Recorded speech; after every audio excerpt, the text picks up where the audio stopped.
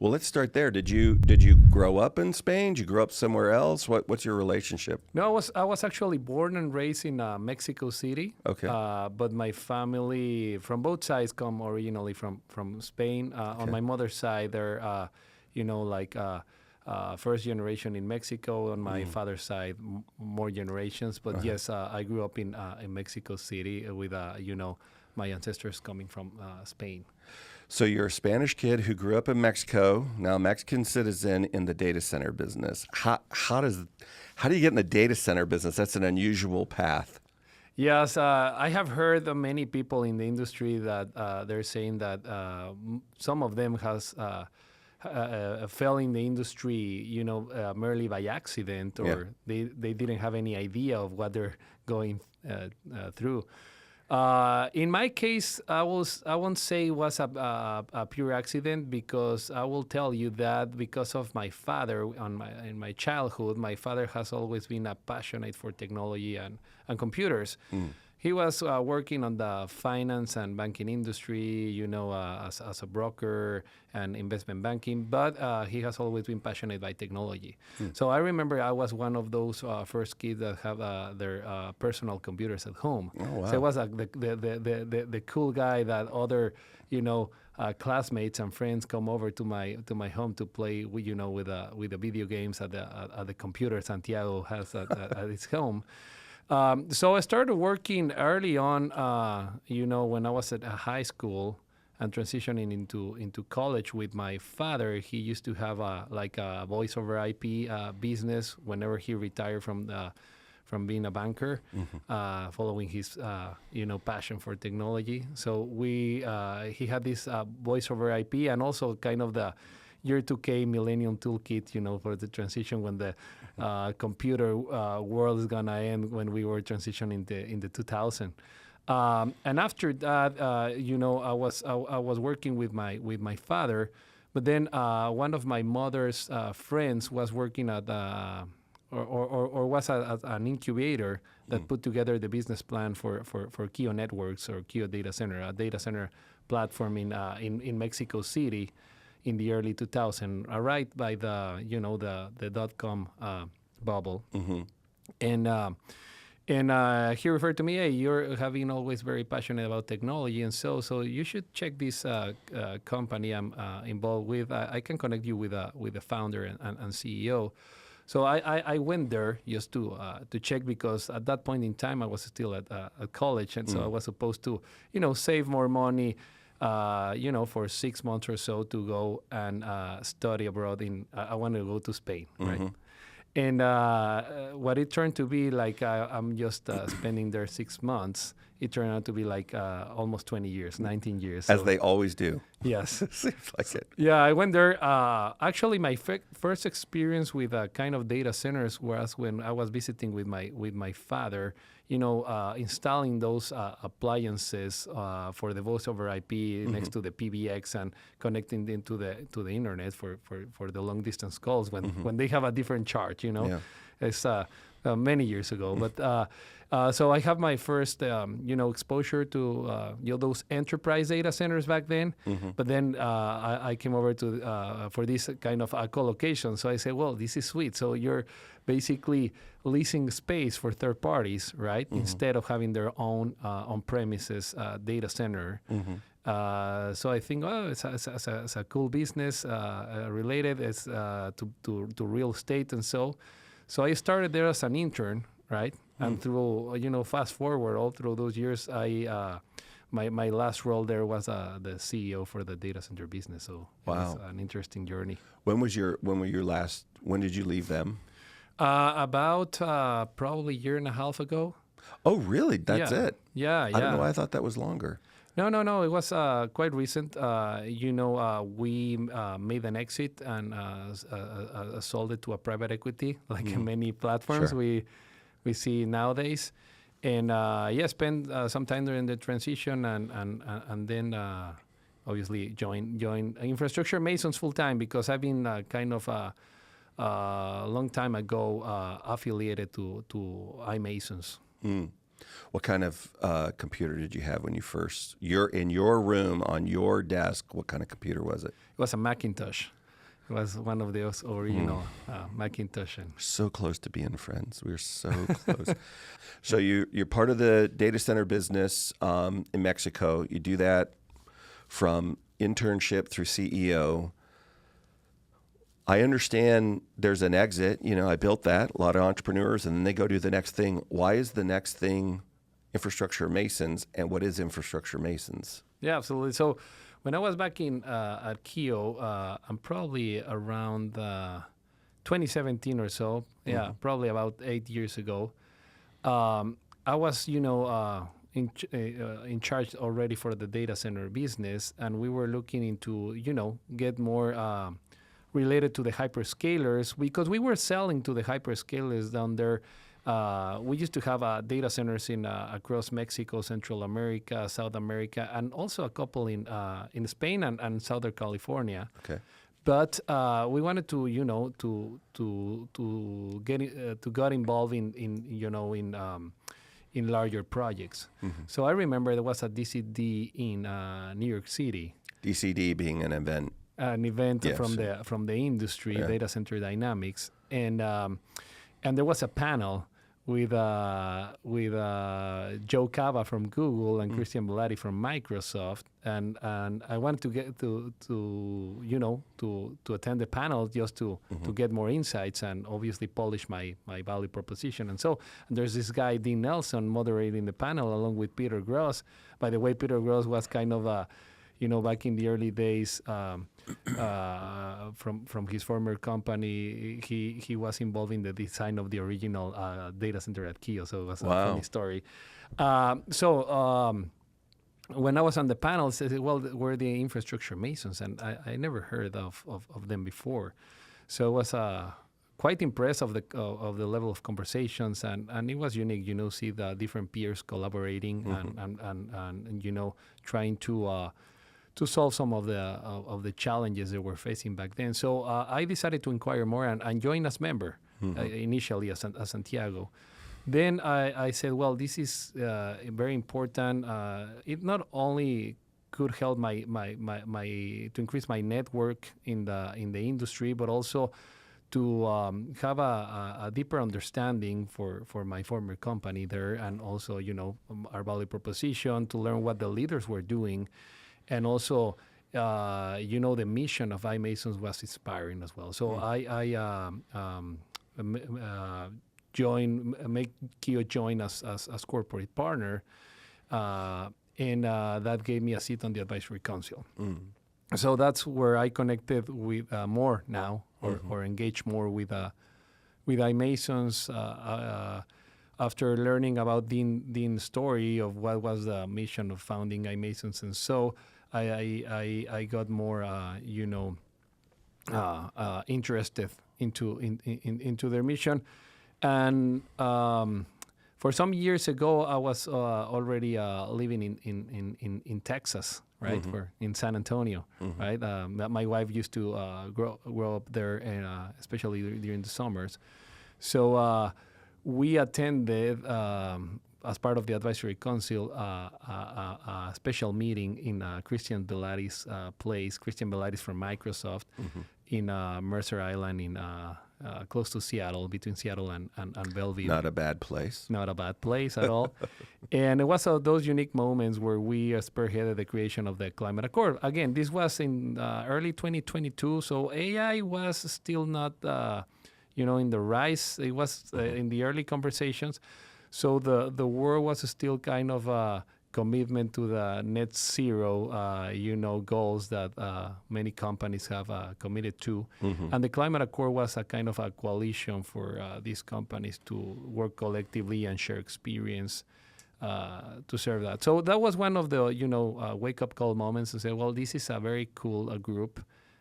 Potentially, I would like to be more involved. And then Jeff Omelchuk, the previous executive director, reached out and told me that he was retiring, that Dean is going to spend more time with his new endeavor, Cato Digital, building bare metal services for AI and so on. They needed a CEO for Infrastructure Masons, if I knew someone or I will be interested. So when I was learning more about the role, I say, well, this is a good place where I can also create an impact and also give back to this industry that has given me a lot over the course of the years.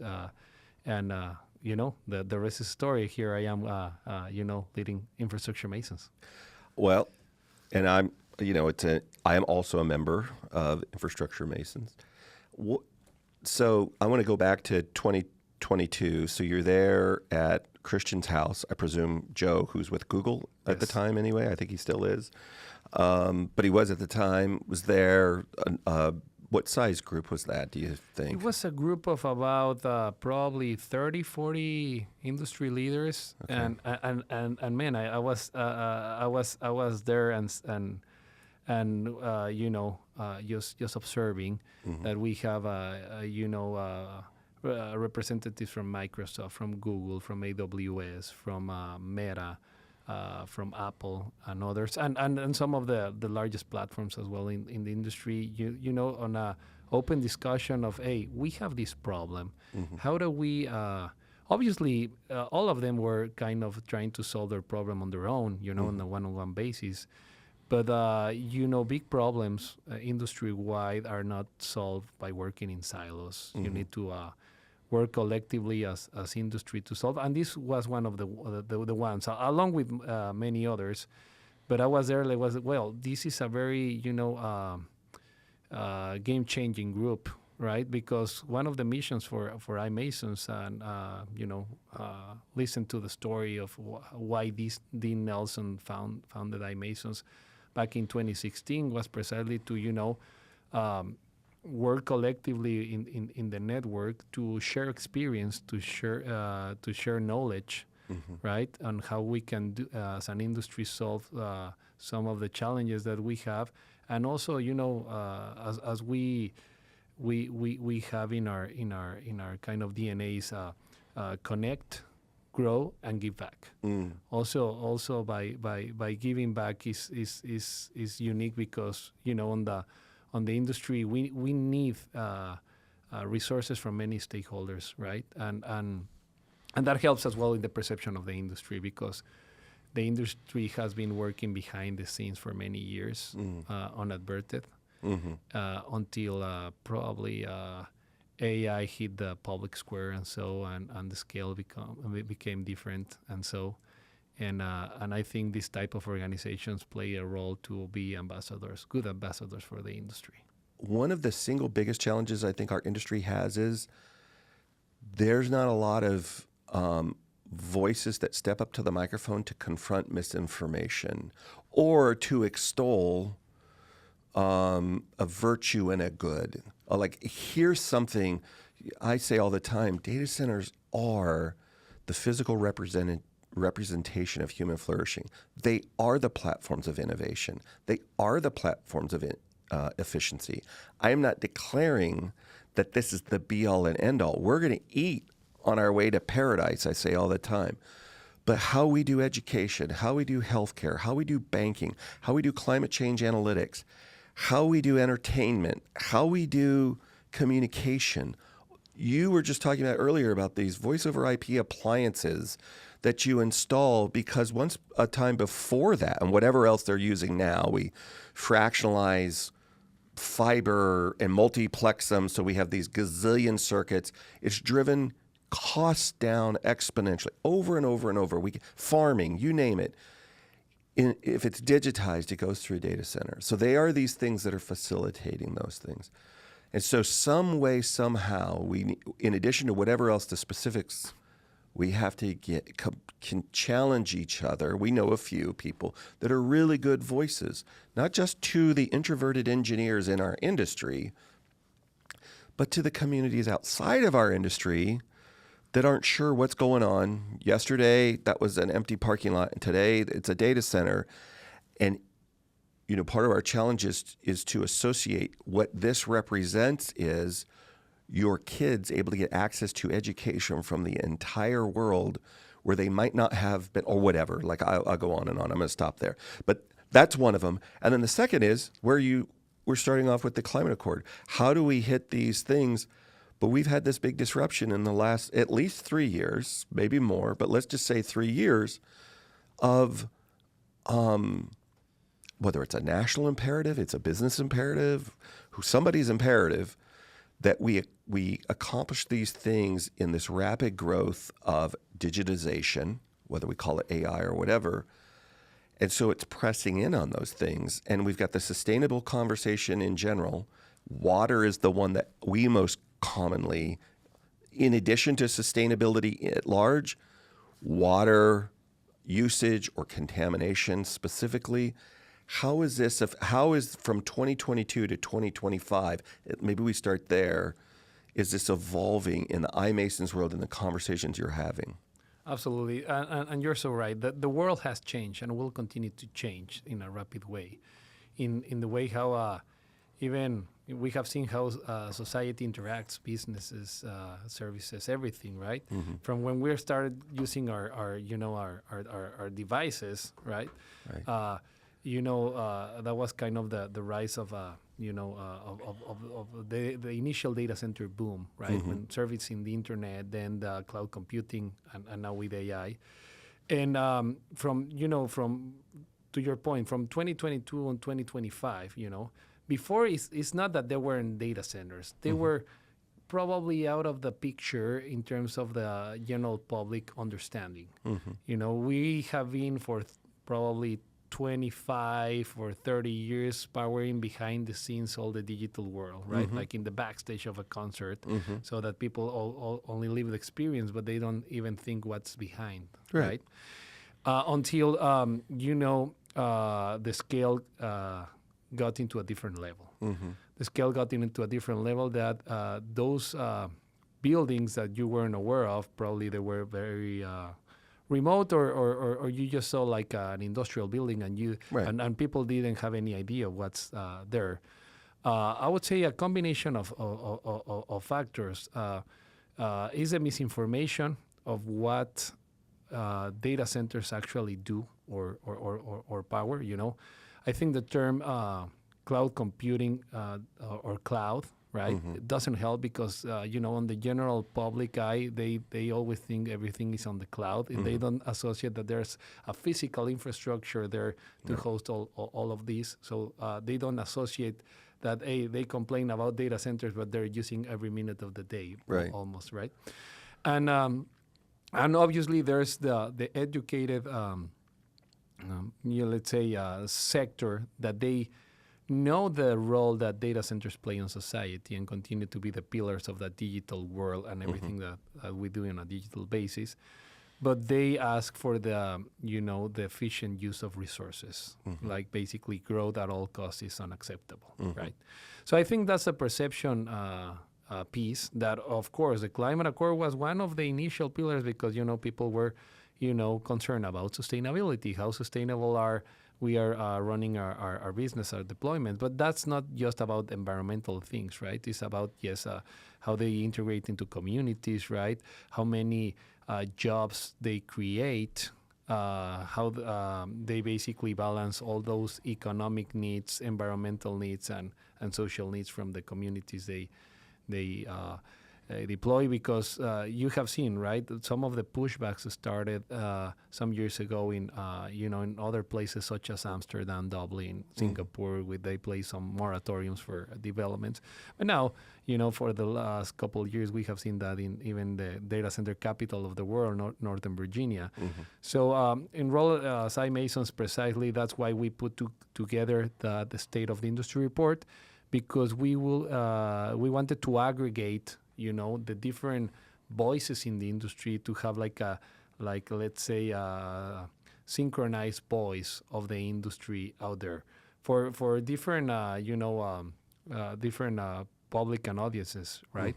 Starting from not just people in the industry that most of them they already know what we're doing. Probably they are just curious to compare notes and see the benchmark within their peers.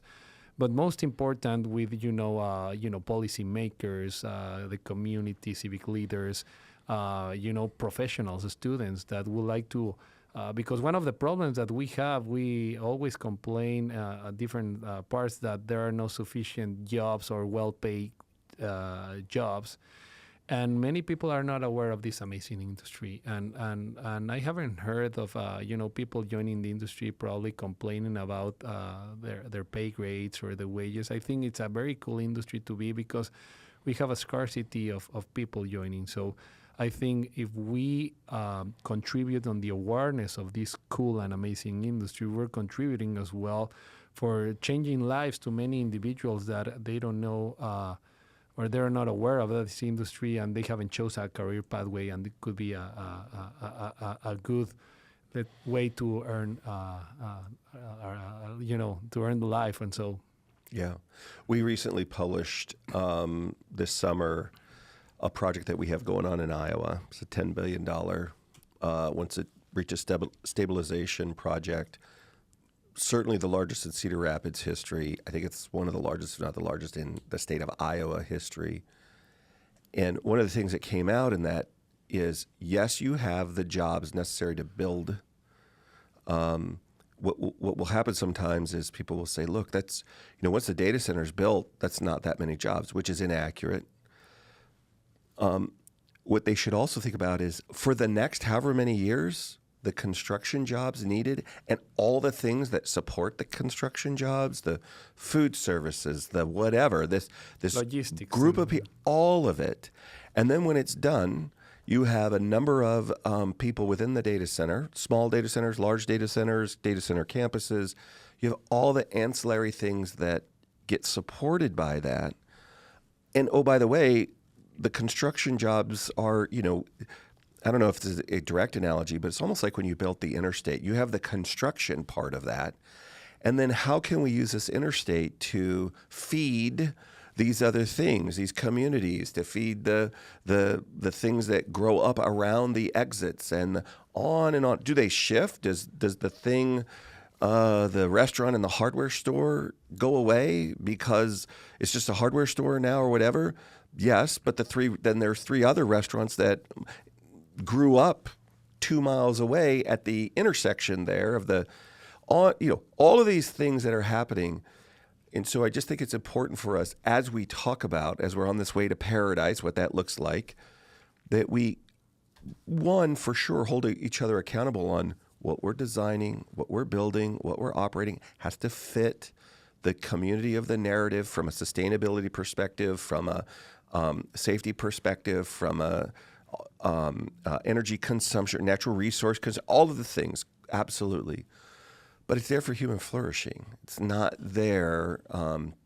It's one of the indicators of that. And so we've been challenged personally, and I think we're rising to the challenge on going out and telling that narrative, hold on, here's what we're actually doing from an economic benefit. Here's what we're actually doing from a investment into green technology. Here's what we're actually doing in designs, for example, where we have a closed loop, well, as many data center operators do, closed loop for water usage. And so this is our sustainability team was just telling me the other day, and they'll be publishing these numbers, the millions of gallons saved last year over evaporative. Here's the new designs. Here's what's being deployed.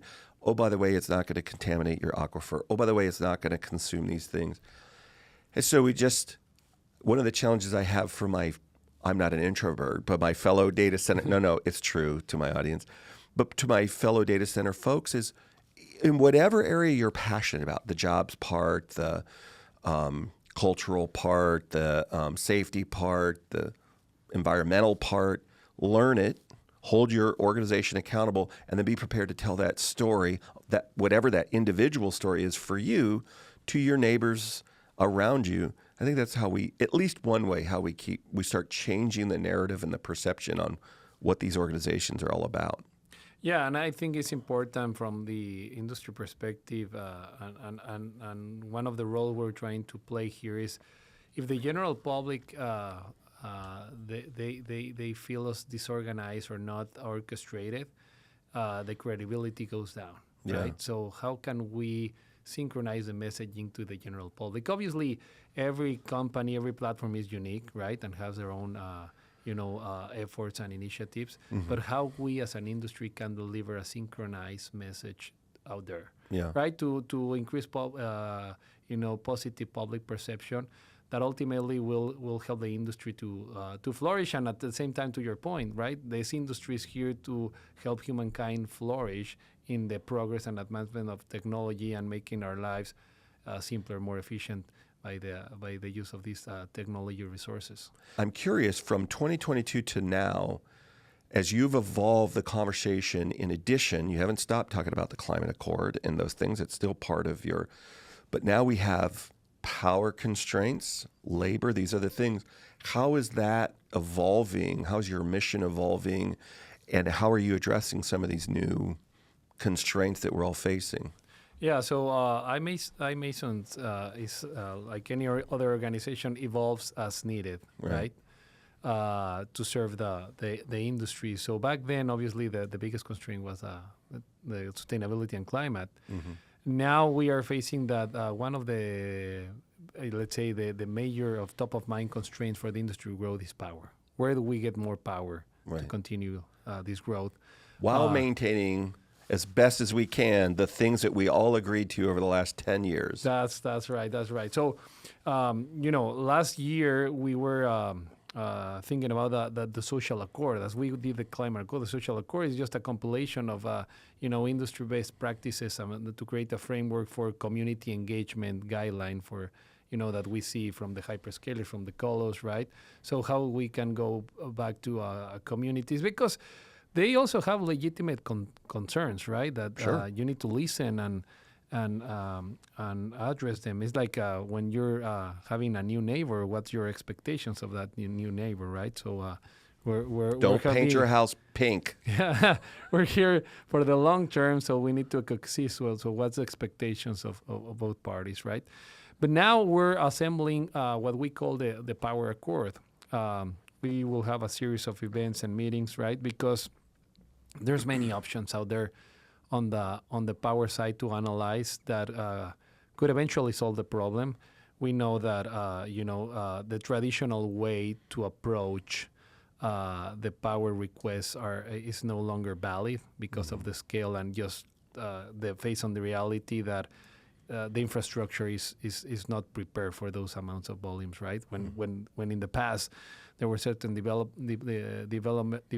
that were requiring 40, 50 megawatts to the utilities. It was not of a problem, but when you're requiring 800 megawatts, they simply as that, the capacity is not being built, right? So we don't have the infrastructure, so you either need to co-invest and wait until we reinforce transmission lines and so, or you look on innovation and look for alternatives, right? So that's why you see multiple approaches and options, going, off-grid, behind the meter, microgrids, or using all the resources available. I will say that the kind of some of the initial thoughts on how to solve the power issues bring all the resources available until we bridge that power gap. And it seems like for now the most obvious choice could be probably bridging with natural gas, right?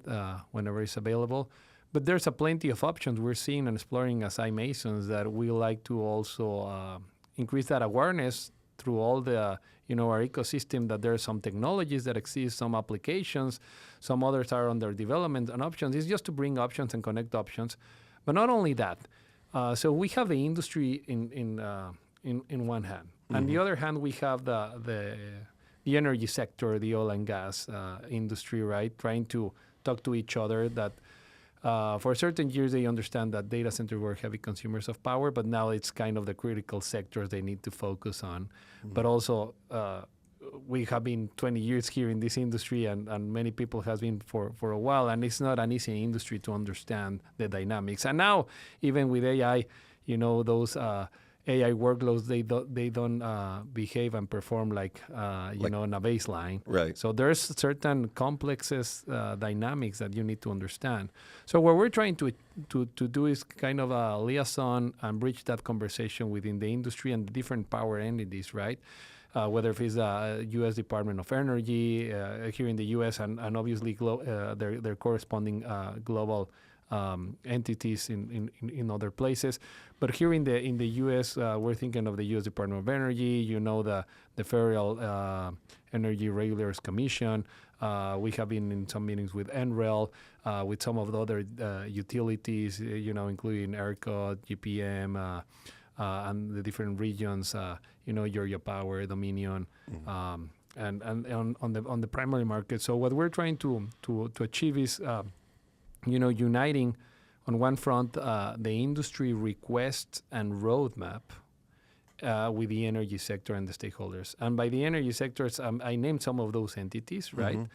But also we need to unite and see the technologies, whether it's natural gas, nuclear with all the SMRs, renewables plus storage, fuel cells, you name it, right? There's plenty of options out there. So how do we orchestrate and unite and basically see how do we plan accordingly, right?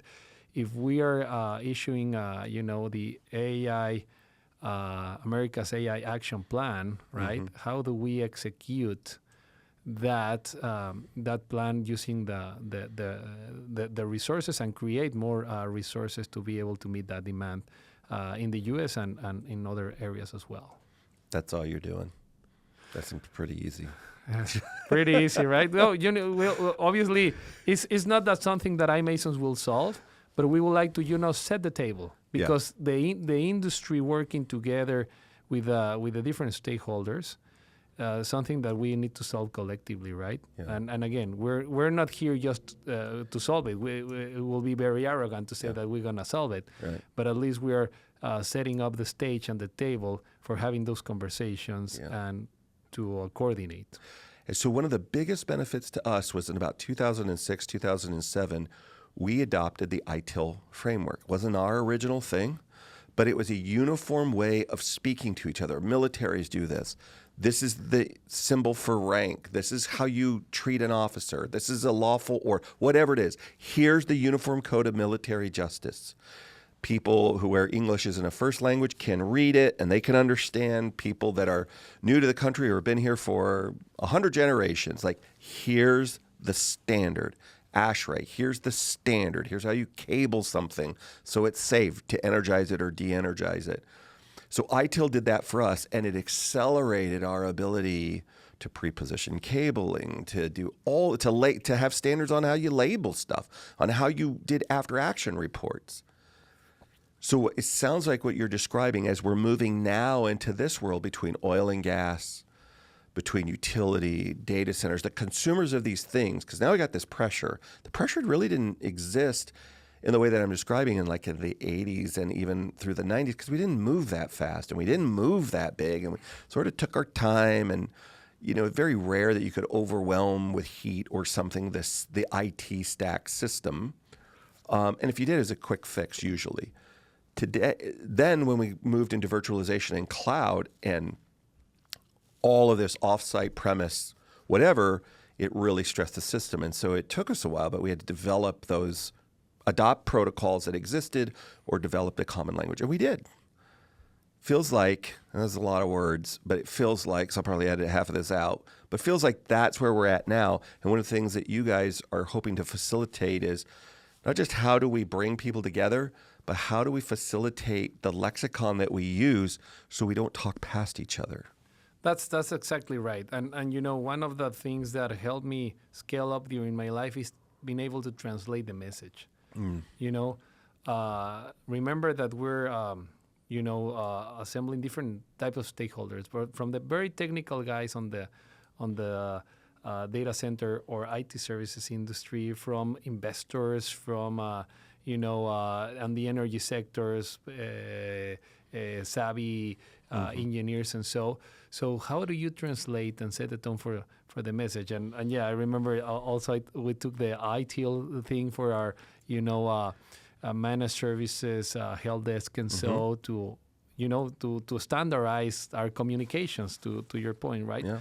So that's precisely what we're trying to do. Everybody's so busy now. There's a huge demand we need to serve. Yeah. So it's hard for companies in the space to stop for a moment, reflect, and plan how we're gonna do certain things, right? And especially communicate with our peers. That's why we have the role, and I think it's more critical than ever, because to what we have been discussing, if I can tell you the amount of people that I have known for many years that in the past they were never curious of what I was doing, what was a data center, and they have called me, hey, you're the expert, tell me more, because we want to enter the space, right? So everybody has a certain, let's say, a sudden appetite for participating in this industry, right? And it's the same with the power sector. If you see some of the stats from the U.S. Department of Energy, right? When data centers right now consume like 4% of the of the capacity, and could become 12% of all the electricity by 2030. That's a very good sector to focus on, because it's a very big customer and growing, right? So it's just a matter of how we basically unite and facilitate some of the conversations, because they can handle one-on-one basis, but that's not the way we're going to solve it together collectively for the good sake of the industry. I was in a conversation the other day with somebody from the nuclear sector. It was a great conversation. There's a lot of opportunity. But somebody that was listening to our conversation realized we were talking right past each other, because this person's in the micro nuclear business, CEO. And he said, and data center requirement are 5 nines, right? And I said, yep, 5 nines. That you got it exactly. And say, oh, well, we can do that easily, and here's why. And the intermediary said, hold on, you guys are talking past each other. When McCall says 5 nines, what he means is that rack can never go down. It has to be 100% up. Whether the SLA says 5 nines or not, it has to be. The Sheriff's 911 system can't hold its breath. It needs to be 100% up. What they mean is, I have swing gear, I have UPS, I have generator, I have something. If the grid drops 10 minutes a year, I have some intermediary to carry the load. But what I am, a data center in most cases is 100% up, 100% available, so you can connect to it, and 100% secure. That, whatever else our paperwork says, that's what we're imagining. And so don't think that, there's 8 hours or 10 hours or 24 hours a year. We're just going to turn everything down while we clean everything. That's not what we're talking about. And while we were using similar words, because we're new in this was just an off-the-record kind of conversation. And I don't think I talk a lot, but I don't think I talk past or misunderstand people very often, unless they have the same last name and been married to me for 30-something years. That happens all the time. But I was like, wow, even in that circumstance, when I talk to people all the time about this, for that small thing, we were kind of going past each other. Yeah. So that's why I was telling about that. We need to use and take a look of all the resources available to see what are the best fit for the condition and the situations we're facing. And I agree 100% to your point, where right now we need to see each industry as partners, right? The data center and digital infrastructure with the energy sector. We need to partner with utilities, and also innovate in a way that data centers tend to be instead to be a burden to the grid. They could become grid independent and do their own power, or build the infrastructure around them, right? To not disrupt the rest of the infrastructure need to be served, because eventually, we're seeing it, but eventually it could become one of the largest consumption, let's say, industry consuming power, right, in percentage wise eventually. So it's a strategic point of view how we could assembly and build that infrastructure of the future. When Dean first started iMasons, if there was one thing that was true, he was bold. He was loud. Like, he was, confrontational is the wrong word, because I don't want a negative connotation to it. Come to the room, challenge my idea. There are a bunch of these people that go to college campuses, whatever. Here's my idea, prove me wrong, or whatever their different thing is. And And strangely, people are attracted to that, and they come, and they so often they end up, if not friends, they're not adversaries. They're sort of, as iron sharpening iron, they're having these things. But they were really bold. And out of a number of those conversations, the Joes and the Christians, and whether they were at that event or they were part of the conversations, they were able to influence a lot of things that go on in the data center industry. I guess my question is two-part. How do we continue to have that bold, this is what we should be, this is how we should do it, and loud and challenge, not in a disrespectful way, but challenge each other, because that was very much what Dean did, and he still does it, but it was very focused and pointed. How do we do that? Because sometimes we're so afraid to make waves, whether it's with an administration of one sort or the other, or an operator or one of the big hyperscalers or whatever. How do we do it in a way that is not that's attractive, but it's bold? And secondly, what do you think the future then is of getting why iMasons instead of somebody else, and why do you think you're going to be successful in making this initiative and this momentum continue? Yeah, so that's precisely the point. As I mentioned, from every initiative that we put together, we don't know the outcome, right?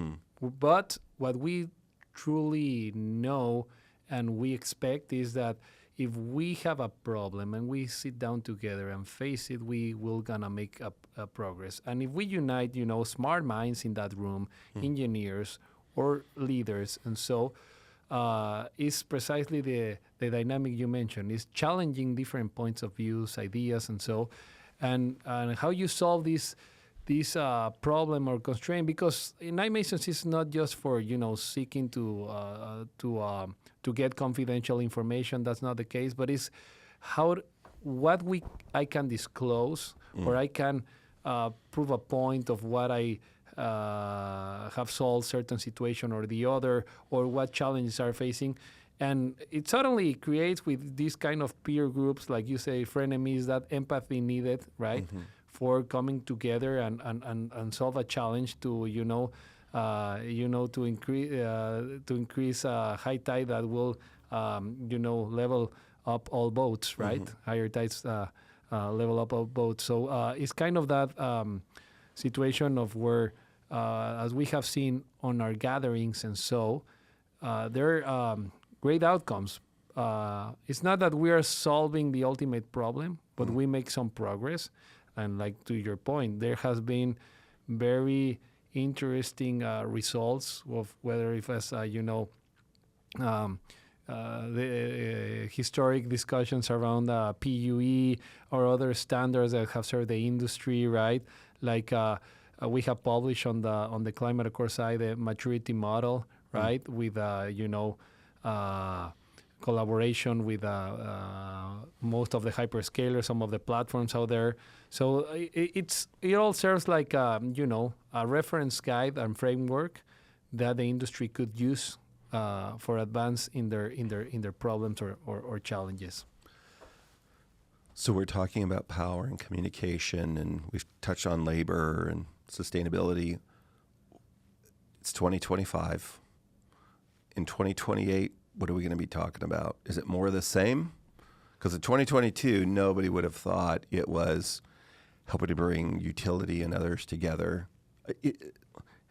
Everybody will say that, but I was part of those meetings. We weren't thinking about it like we are now. Is it the same thing? Is it something different? What are you guys thinking about?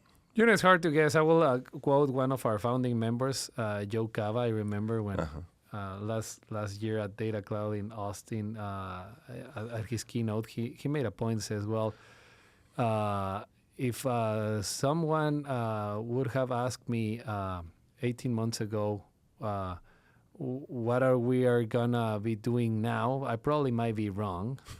And if you ask me the same question, I probably might be wrong as well, right? Because there's a lot of uncertainty. There's exciting times to be in the industry, but as well uncomfortable of all the amount of capacity that is to be delivered.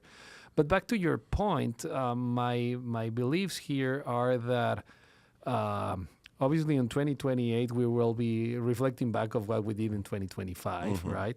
Probably we'll say, well, and hopefully we will say, those challenges that we're thinking were kind of very hard to solve, or it was kind of the end of the world.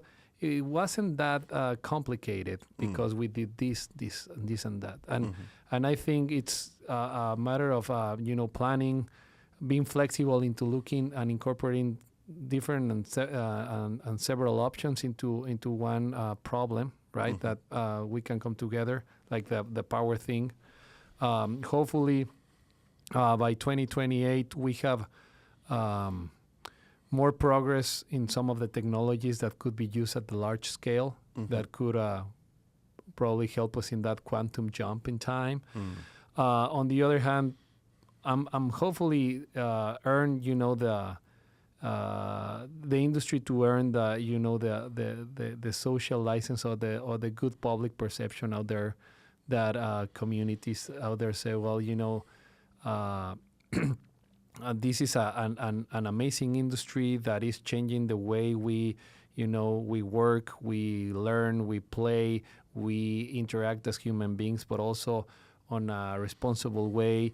That will be cool that we have probably a major degree on data centers, so we have more people joining on the industry, kind of those wake-up calls. So I envision, 3 years go away very fast, right? Yeah.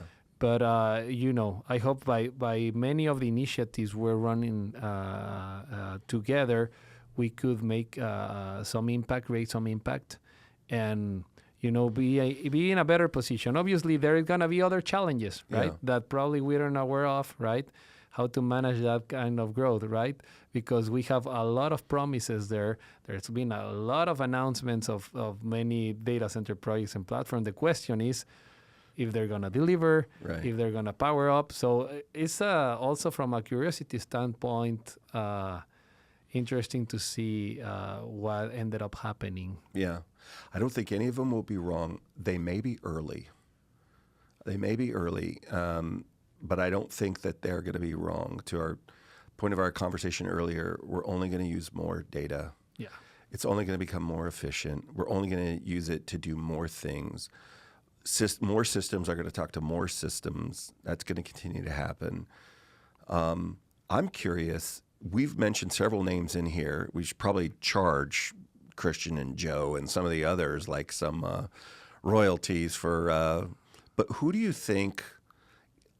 Where's the next crop come from? So those guys built Peter, et cetera, either literally built data centers or they operated data centers. And they fell into the data center business the way that almost all the rest of us before the last 5 years fell into it, one way or the other, but we just kind of bumped into it.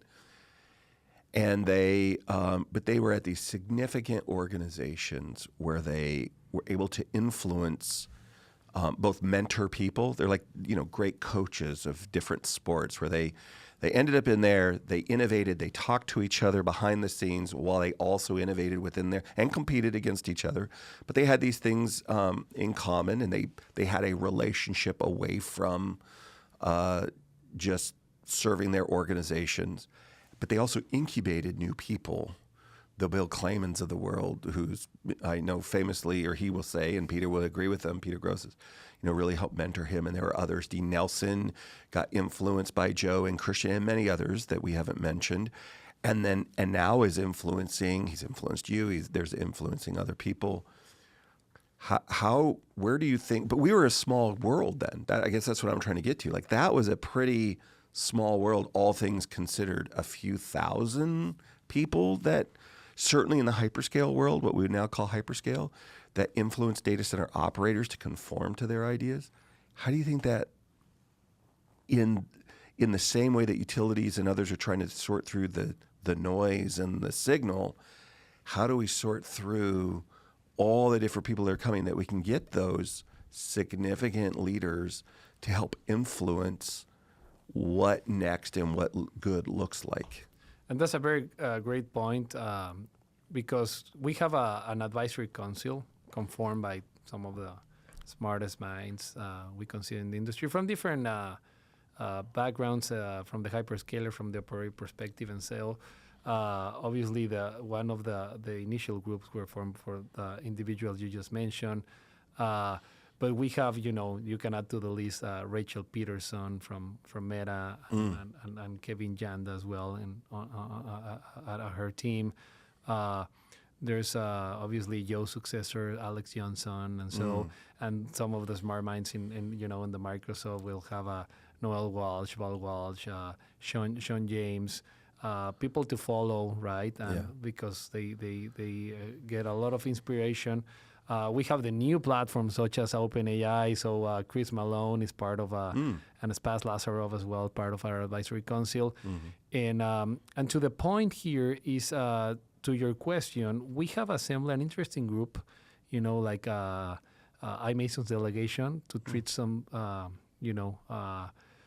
discovery topics. And so actually we went to Saudi Arabia back in April with a delegation of iMasons, representatives from Microsoft, Oracle, NVIDIA, Apple back then. And, we went to explore options right there because in there, the Saudis are trying to build an AI hub in the region because they mentioned that they have certain concepts and on components, ingredients that could make it successfully, right? Like the reach to the 44% of the world population within a 25 millisecond, right? Being in the middle of Europe, Asia, and North Africa, and so they have renewable power, and so. But we were thinking about, how we ensure that policy, data protection. So any region has its challenges, right?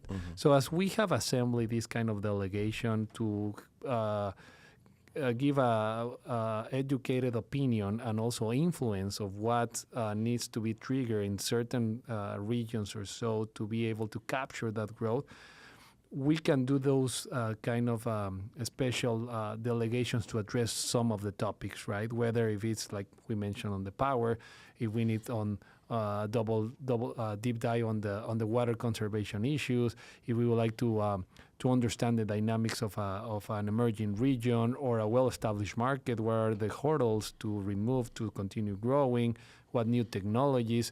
So that's something that we can provide, that multidisciplinary approach that will be hard to find elsewhere, because if you don't have you mentioned like a referee, like a neutral body to try to orchestrate those smart minds thinking collectively to solve an issue, it's hard. It's very hard, and that's the role we would like to play. That's the mission we have been founded, right? To unite those smart minds, and not just the smart, right? We have these. We want the dumb people too. Yeah, we want the. we want all the professionals, right? That they can learn or they can get some inspiration to advance their careers. Right. The way you've explained it to me before, I thought was intriguing. You didn't use the word smart; you used the word experience. So you've got the big, heavy hyperscaler experience. You've got small operator experience. You have vendor and supplier experience. You've got government policy and utilities. What we have in common is we're trying to serve this thing called human flourishing as it's represented in digital data. And so all of these things need to come together. What are those, whether they're the end customer, the rack manufacturer, whatever, how do we do this in a way so that we can, it can lead to flourishing?